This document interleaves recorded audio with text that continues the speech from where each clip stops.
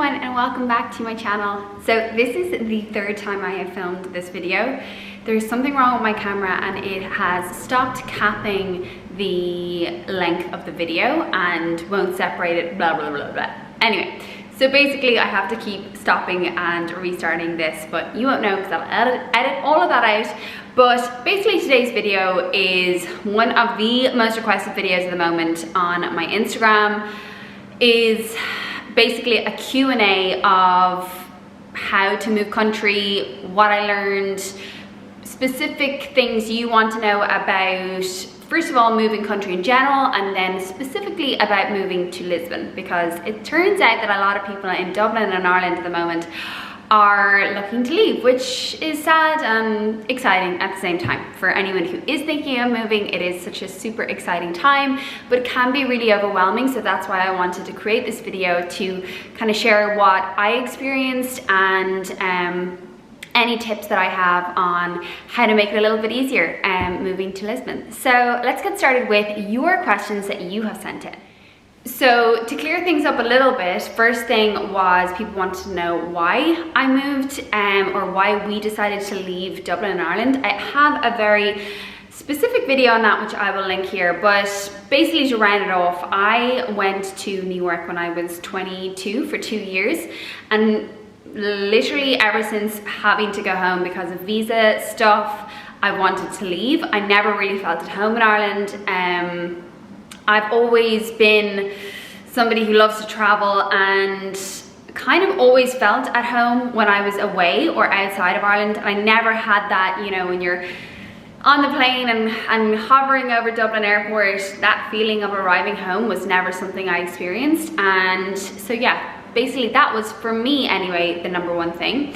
As a married couple, we have no ties to home, we have no mortgage, we have no kids, we both work remotely, and tying in with that, we also found Dublin to be way over budget for us, and also the weather in Dublin and Ireland just, we struggled with it a lot, and we actually spent 2 months of 2021 in Greece during the winter, and it was amazing weather. Well, not winter, April to May, and Connor just couldn't believe how much the weather affected him positively, and it was kind of that made us think, like, what are we doing? You know, why don't we give it a try? So I've been trying to persuade Connor for like 3 years, so finally he agreed, and yeah, so that is basically why.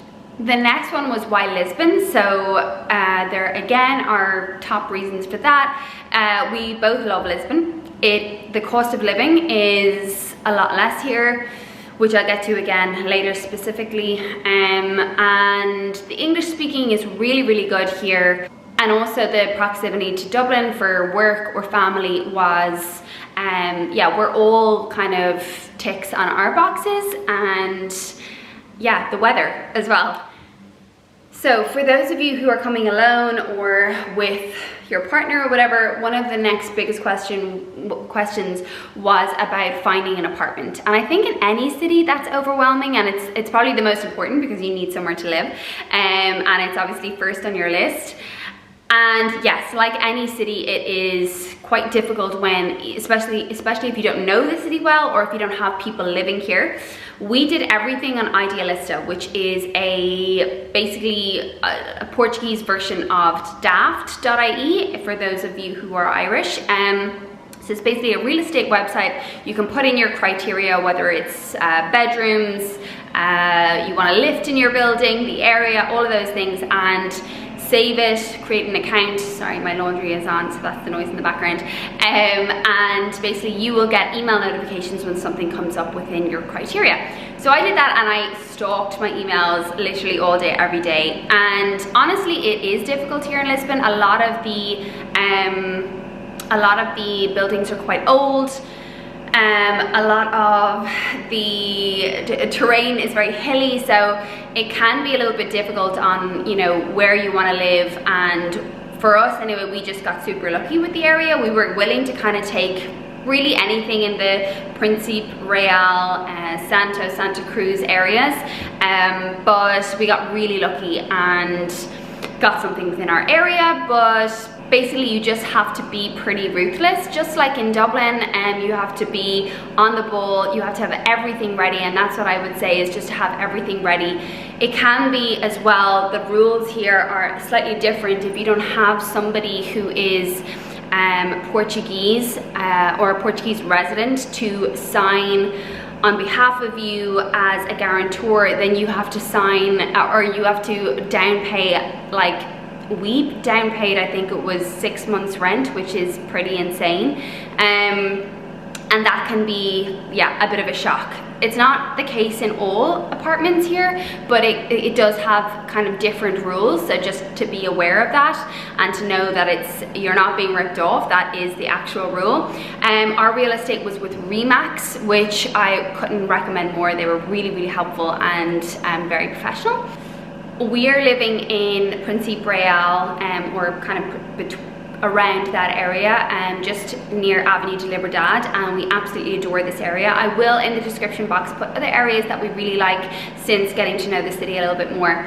Our rent, we are living in a 2-bedroom, 130 square meter apartment for 2,000 a month, which, yes, is expensive, but when you compare that to Dublin, you literally couldn't get anything like this for under like 3.5 grand. So yeah, that's a little bit of, and also I was kind of concerned that we wouldn't be able to, if we wanted to upgrade, or in a few years, if we're still here with a bigger family, if we wanted something just as nice, that we wouldn't be able to find something as nice. But we recently have kind of gone to a few of our friends' houses, and there are amazing apartments here, so you just have to stick with it and you just have to be patient. Another thing that people didn't ask, but it is going to be super important for you to become a tax resident and a Portuguese resident to be able to live here. So I'm not going to go into all those details, because Connor basically dealt with all of that. And it's something that you have to do before you move. So I would say, I'm gonna put her details, the woman that we dealt with. She is a tax consultant here in Lisbon, and she does this for people, for expats and people emigrating or immigrating to Portugal. So I'll put her details in the description box. So if you are deciding to move, you can reach out to her and she can answer all of your questions and tell you everything you need to do. She was amazing, really helpful, and I think she was cost-wise 2,000 for the two of us to do everything.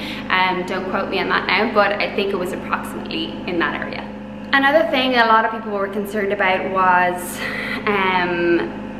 trying to make friends. Now, it's funny, I have filmed this video 3 times, and I think in every video I have given a different answer, and this answer is probably the most drastic and most honest answer. We've been here since March, so March, April, May, and nearly end of June, so 4 months, and honestly I'm finding it really difficult. I work from home, and yeah, so does Connor. Well, he works in an office, but a very small kind of office space, a desk that he's rented, and we kind of have had a lot of visitors since moving here, which has been amazing, people from home, but it has meant that we haven't really had time at the weekends to make the effort to make friends. And honestly, I didn't think, when I moved to New York, I was like very young and I worked in a bar, and it was very easy to make friends. You worked like 24/7 and you spent all your time with your friends, and it was so fun, and they became like your family. Whereas here, it's, you know, it's 10 years later, I'm in my 30s now, it's just, you're kind of more set in your ways. I don't want to say this to scare you. I'm also not very good socially, as in, yeah, I find it hard to put myself out there. There are definitely ways of doing it. There are such a huge expat community here. Everyone is trying to make friends. You might feel like you're on your own. I just haven't tried, literally haven't tried yet. So it's something that I have to kind of force myself to do, and do a little bit of research on how, like what kind of classes I would like to do and interested in to actually, you know, to stick at, and then hopefully meet people that way.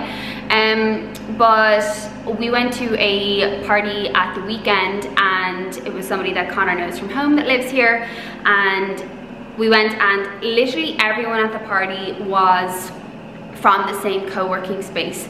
So what I would advise is, even if it was one day a week or something like that, that you would work in a co-working space. I think theirs was something home. I can't remember the name of it. I'll put it maybe in the description box. It's just above Time Out Market. It's supposed to be amazing, and they're all loving it, and that's how they all made friends. But there is a massive expat community here. There's loads of yoga studios, fitness classes, so there are ways to make friends. I just am really surprised that I miss my friends in Dublin so much. Not that I didn't think I was going to miss them at all, but I don't know, I feel a bit of kind of, at this age and at this stage in your life,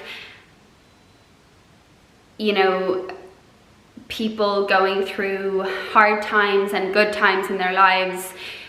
And some of my friends at home are going through some tough times or good times, and I feel like I would love to be there, you know, to either sit with them through it or celebrate with them. And I do feel sometimes that I'm missing out on that. So it is something that I have been surprised by basically since moving here. The next question is it cheaper? So this is another kind of funny question. I thought that Lisbon would be like, okay, so let's say in comparison to Dublin, hands down, I read something the other day that Dublin is now the most expensive city in all of Europe. And the stats were just insane. So I'm not even going to compare it to Dublin, because compared to Dublin, there is no comparison. Of course it's cheaper, everything is cheaper here, rent, you know, all those things. But like anywhere, it's easy to spend money. You can spend a lot if you want to. Restaurants, for example, cool coffee spots where you get a matcha latte. You're not getting a matcha latte for €2. There's still the same price at its home, like €4.50, that kind of thing. But for example, there are like little Portuguese coffee places everywhere. On every corner you can get a coffee for €1. Our supermarket shop is slightly less expensive. My acupuncture, for example, is €45 instead of at home 90. Classes would be around €10 to €14 instead of €22 at home for a drop-in. So things like that, it is definitely cheaper, but like anywhere, you can spend money if you have it, or if you want to. The next question was, what has been the best and the worst part of moving? And there's kind of two sides of the same coin here, but the first one would be this: the stress of moving was, I think we were slightly naive and thinking, ooh, we'll just go off to Lisbon and move into an unfurnished apartment with no savings, and we're still living very sparsely. We still haven't kitted out our apartment. I'm actually pretty embarrassed. We went to that party at the weekend and the apartment was so beautiful and such beautiful furniture, and it felt like home. I was like, I could never have anyone in our apartment until we kitted it out, because it's like literally got a couch and a dining table, that's it. So that was very stressful, moving here and living in an unfurnished apartment for like, you know, a few weeks, and trying to get your bearings of where to do your food shop, and oh, you can't get that kind of food in that supermarket, you have to go there, and without a car that's a little bit stressful. Then things like your insurance, your health insurance, and finding a doctor and a dentist and all those kind of things you don't really think of, but they do take a lot of time and energy, and just kind of moving in general is stressful. Next would be that this is where it's kind of two sides of the same coin. It's a good and a bad. That I realized that for years, like ever since meeting Connor, and I said that I don't like Dublin and I want to leave, and he was like, okay, fair enough, but you know, your happiness doesn't rely on where you live. And I disagreed entirely the whole time. I was like, I am 110% happier when it's sunny and all of these things, blah, blah, blah. Because I spent obviously a lot of time in Greece, so I felt like I had, you know, a good awareness of myself. But the reality is that when you move somewhere and you work and you live your day-to-day life, that life is the same wherever you go. You know, you still have to pay your bills, you still have whether it, you know, I have anxiety around work or my general anxiety around my body and eating. Those things don't just disappear because you're in a new country. So that was something that I'm really glad that I learned, because it means that, for example, if we decide that we do want to settle where close to family and friends when we have kids, if we decide that we want to raise our kids in Ireland, then I'm not going to feel like, you know, my life is less than because I'm in a country that I don't love. You know, you can still be happy and you can still make the most of wherever you are, and your deep inner happiness and your relationships with your husband and your kids shouldn't really rely on where you are in the world. And that's a massive lesson I've learned, and I'm really glad I learned it now rather than, you know, in a few years when maybe we would have made kind of a bad decision on raising kids in another country just because I thought I wouldn't be happy at home. But it definitely has made me appreciate home and Ireland, and the fact of like being close to your parents and your friends. And you know, Ireland does have its perks. I think they're very few, but yeah, I'm glad I learned that lesson. And one of the best things about moving has been kind of doing something as a team with Connor. It hasn't been easy, and there have been a lot of highlights, a lot of lowlights, but kind of separating yourself from Dublin and home and being somewhere completely new to both of you, it brings you closer together, I feel. And as a newly married couple, I've loved that experience with Connor, and also learning more about Connor. You know, he didn't want to really move to Lisbon. He did it really for me, and he has done basically a 180. He is very content and very sure that there's a big possibility that he would be happy not to go back to Ireland and not to move back and settle in Dublin, which to me is insane, because the roles are kind of reversed, where I kind of feel more inclined to settle in Ireland and he feels like, why would we go home? Like, you know, he just doesn't get it. He thinks it's amazing here. He loves living away from home. So that, like, seeing that in Connor it's made me see a new side to Connor, and probably for him as well, a new side to himself that he didn't know. So that has been super exciting. I'm not even going to answer this question here because I have so much on my Instagram, on my TikTok, and on my YouTube, but so many people ask me about what to do in Lisbon, like are there highlights or things that you must do. Again, everyone's so different. So like for me, I just love walking around the city. But I do have a few YouTube videos, and I only include things that I love and I would recommend. And also obviously over my Instagram, my TikTok, I will only share places that I loved and that I would highly recommend. So go to my highlights and my Instagram and you'll see all of my restaurants and all those things that I have shared and saved and would recommend highly. And I kind of don't want to answer this question because it's such early days, and I don't want to put anyone off doing what we've done, because I think it's the Irish in me probably, and sometimes we can focus a little bit on the negative and be a bit pessimistic. But the question was, is Lisbon everything you had hoped it would be? And I think it's just very different to what I hoped it would be, or what I had envisaged.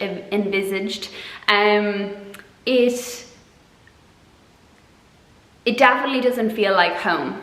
And I am quite an intuitive person. I get very strong gut feelings.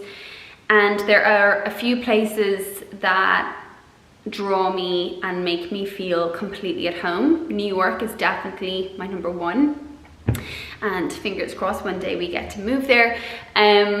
Greece or Palihora would be another place I feel extremely at home, but I think it is quite difficult. You know, I think it's quite rare to find somewhere that you love everything about. And I think because I have New York and I lived in New York and I literally, even if I tried, I couldn't fault it. I couldn't bitch ever about New York. She's the love of my life. And I think when you have somewhere like that, it's kind of, you expect that maybe you'll find that somewhere else. And I think it's quite difficult. Lisbon, there are lots of positives about it. It's a super easy city to live in. Everything is really laid back. Everybody speaks English. People are relatively friendly. They're not as, what is the word? They're quite placid. They're quite reserved. They're not like the Italians where they're very vocal and like everything is like buonasera and welcome. So that is a little bit different, but they are overall a very friendly people. You know, we're pretty close to the beach, about a 30-minute drive away. The weather has been overall amazing. It's not overly expensive. You're not being ripped off. It has great restaurants. It has a good, okay fitness scene. But it doesn't yet feel like home to me, and it's probably just because we haven't made friends yet.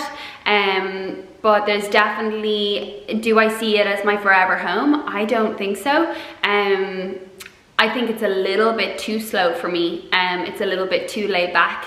And I do like a busy, buzzy city. And Lisbon is, even though it's like modernizing massively and it has so much to offer, and it's becoming, you know, it's a really young city with a lot of young people, and I'm sure in the next few years it will progress even more. It's still slightly behind with, like, for example, with like fitness classes and stuff, and you know, things like the health system here and just all these things that when you're living somewhere it might become a little bit difficult, or it's just not as easy as maybe Ireland. So yeah, it's different to what I expected. I thought I was going to be on, you know, high on life constantly, which is totally unrealistic, wouldn't be like me. But it has in some ways surpassed, you know, my expectations of the ease of life here and living in a city where the sun is shining, and there's really just no comparison to that in my book.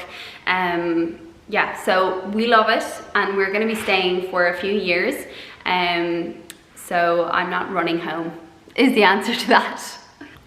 I also, just to finish up that, is if you haven't lived away from home, I think being uncomfortable and being, you know, out of your comfort zone is one of the most important things you can do. And just like with Connor, as an example, to see how much he has learned about himself and how happy he is here, like, you could think that you were maybe like Connor, like, I don't know, I really want to do it, but I just don't think I would like to be away from home. I'm a home bird or whatever. You learn so much about yourself, and even if Lisbon isn't my forever home and this isn't my, like, you know, the city I see myself living in forever, I have already learned so much in the space of 4 months that alone is just so worth moving, and it's so worth leaving home and leaving your routine and starting fresh and finding a new perspective on yourself, on your life, on what you want, and appreciation for home. If that's all you get from it, it's still such a positive thing. So I am going to close this video with my top 3 tips for moving. The first one is know that it always gets worse before it gets better. So even if it feels like things are really bad and hard and tough, that's the way it's meant to feel before it gets really good. So don't give up at the first hurdle, don't give up at that first hiccup, especially if it's, you know, the hiccups or the hurdles before you move. Don't let those, you know, persevere through them. They are manageable and they might seem overwhelming, but there's always an answer and there's always a way. My second tip is to save money, which, hello Molly, maybe you could take your own advice. There's always unforeseen costs, so I would really advise to have some savings just so that you're not stranded or stuck or left totally stressed. And yeah, because I've been there and it's not fun. And the last one is I would do a little bit of homework before moving, as in, you know, reaching out to people that, you know, friends of friends that are here, or try to find people that you know, whether it's through 3 or 4 friends, reach out and plan to meet up in the beginning. Bite the bullet and put yourself out there, and yeah, just attend as many things like that as you can. Even if you're, you know, you don't enjoy it in the beginning, it's a great way just to yeah, try to make friends and not get kind of stuck in a rut of not making friends and being here for months and, you know, wasting time. So that is my Q&A on moving country and specifically moving to Lisbon. I hope that it was helpful. I hope it didn't natter on too much. And if you have any other questions, never hesitate to send me a DM on Instagram, or if you want to comment here on this YouTube video, you can. I do not do specific itineraries for people. I get a lot of messages on Instagram being like, I'm coming for the weekend and I would like you to tell me what I should do. I try to share as much as I can on my Instagram and TikTok, and I save everything to my highlights. So if you want any of those kind of recommendations, things to do in Lisbon, just have a little bit of a perv on my page, because you will find all of the information there. And also just have a little bit of a watch of the other YouTubes on my page, because there is so much there that I have shared already and I will continue to share. So if you haven't subscribed already, please do subscribe and perhaps like the video if it was helpful. I'm going to put everything in the description box below as well, so you can check all that out. Thank you so much for watching, and I look forward to seeing you again next week.